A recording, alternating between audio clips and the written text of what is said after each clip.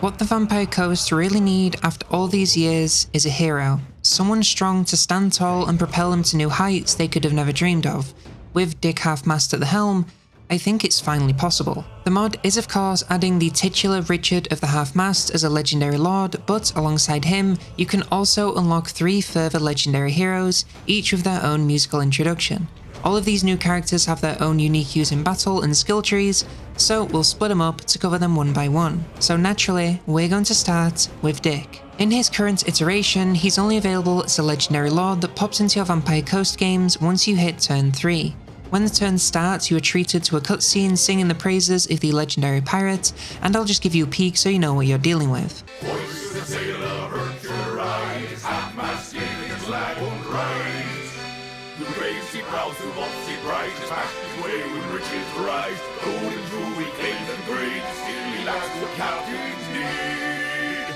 I think we can all agree that that was absolute cinema. Once the cutscene ends, he spawns next to your faction leader and can be used like any other lord, but sadly doesn't yet come with shipbuilding. In battle, he's very similar to a gunnery wight in everything but his missile stats. That means in melee, he's basically worthless with very low stats for attack, defense, armor and damage, so you're obviously going to want to keep him shooting. His missiles deal moderate amounts of explosive armor-piercing damage that is most effective versus infantry. This is down to just a tiny bit of anti-infantry bonus, his cluster bomb projectiles, and the fact that explosives just work better when they can hit a lot of entities at once. This damage is also flaming and reduces target leadership, so will melt down enemy leadership just as much as their HP.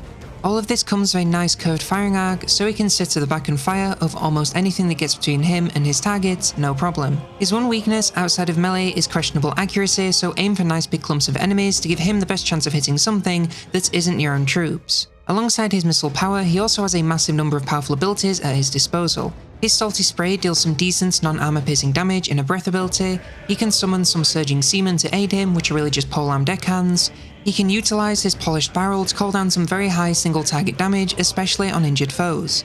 His Sea Scum passive reduces the speed and attack of nearby enemies, then he has some normal bits like replenishing ammo and increasing the missile skills of nearby allies. His first mounting option is the very standard Rotting Prometheum we all know and tolerate, so I won't spend too much time here.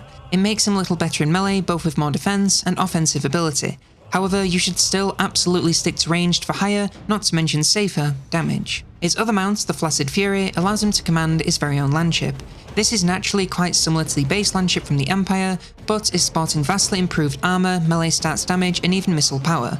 I'd keep him using range as much as you can, but this thing is very tough to take down with very high armor and some decent charging potential, even with its lower speeds. On the missile side of things, he's more focused on single target damage with less explosive firepower and a truly massive range. The firing arc may not be the most curved, but with range like this, you can shoot from just about anywhere and deal some pretty great damage. You can use him pretty much the same no matter what, but this is undoubtedly his final form with the same access to all those abilities, but the best range damage and survivability. Plus, he even picks up a new ability, Shooting Blanks No More, which grants his entire army healing, ammo, vigor, and bonuses to range damage output. He has a fairly standard skill tree as far as the blue and red lines are concerned, but after that, things get a lot more interesting.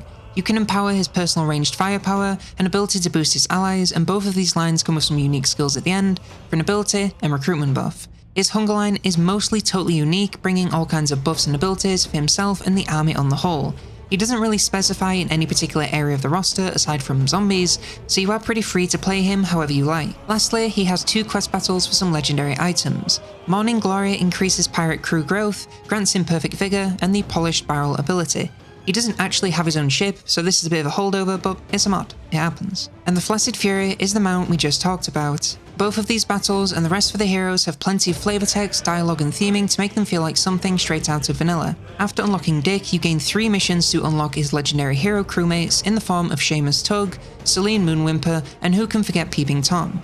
These missions require you to make lots of use of different units, and usually my Vampire Coast campaigns descend into gunpowder spam pretty quick, so having some added incentive to spice things up is great fun. First, for Peeping Tom, you have to rack up 250 kills with deck dropper units. I know where you've been, and I'm coming for the prize. I can feel it coming in the air tonight. A stiff breeze Once again, he's quite similar to the Gunnery White, but actually even weaker in melee with basically no armor and very slow speed. On the missile front is nothing but improvements with artillery class range and damage, dealing huge, magical, flaming, armor-piercing explosive damage with a staggering 500 bonus versus large. This guy absolutely melts massive targets in seconds, even with that slow reload time, but with explosions this powerful, he can take on infantry no problem. He is legitimately scary with just how quickly he can cut down enemies, so you just want to point him at the biggest target you can and hope for the best. As if all of this wasn't enough, he also brings several powerful abilities to deal even more area damage, empower missile defense and leadership for nearby allies, and even call bombardments to mow down whatever's left. He is a total glass cannon, so as long as you can keep him alive, he should put in a ton of work. For his mounts, he has Gorka. This is his own personal Felbat, making him into a single entity deck dropper, and all you're gaining is speed and a little health. It allows him to get off shots even easier, so no real complaints, aside from him being a much easier target to hit with enemy ranged, so still a decent upgrade. He also has the Carol Hoe.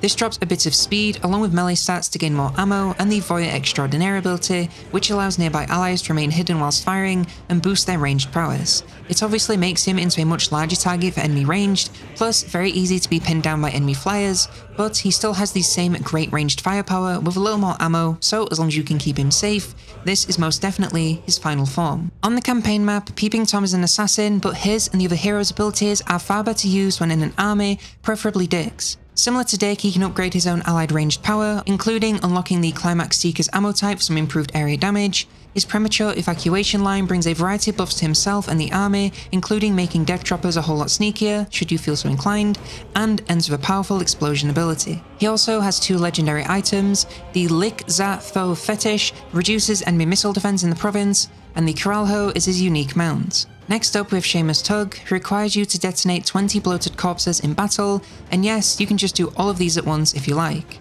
I checked the cargo zone for contraband and curses, to log the sins within. I etched a curse within on the Rumpy road to Lustria. In combat, he's a powerful hybrid weapons ogre with respectable melee power.